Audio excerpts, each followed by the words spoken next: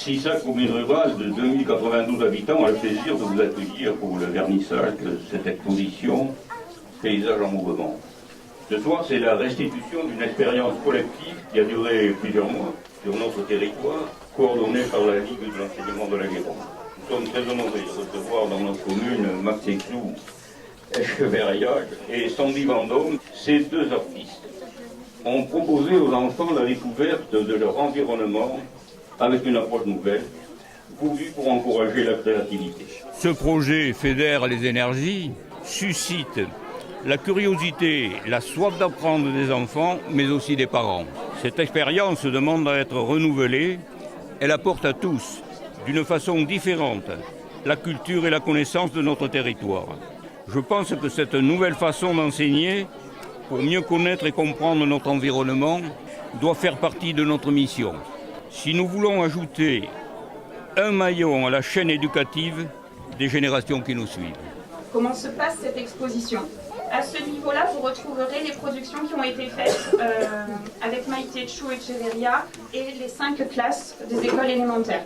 Vous avez les photographies de Maïté Chou qui sont un petit peu derrière vous. Ce sont les photographies dont se sont inspirés les enfants pour réaliser ces productions en volume, mais également sur aquarelle, en aquarelle sur papier. On a fait une boîte à partir d'une photo de Maïté Chou et après on a essayé de la reproduire et ça nous a donné un joli truc. Moi j'ai bien aimé.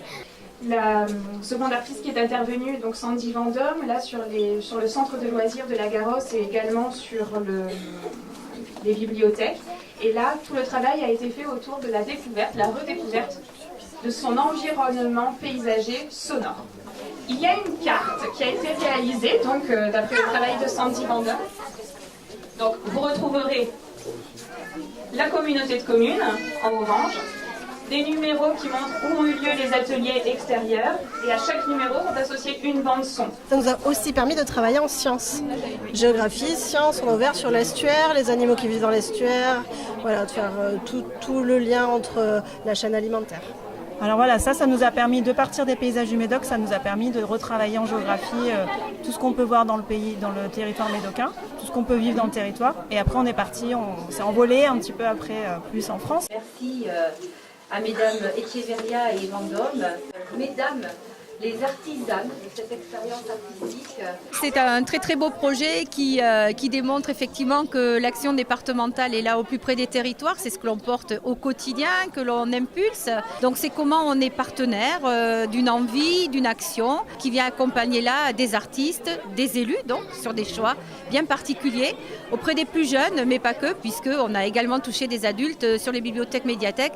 Donc c'est vraiment être en complémentarité de ce que l'on porte au niveau du département et faire que l'on soit les plus utiles possibles à ces territoires et faire que l'on rende les gens un peu curieux. Je suis content que mon frère et ma mère ont allé voir l'exposition pour moi. Je suis assez étonnée, je trouve. On n'a pas toujours autant de parents. Et là, il y avait presque, à nos deux classes réunies, il y avait une cinquantaine presque une vingtaine de parents et autant d'enfants.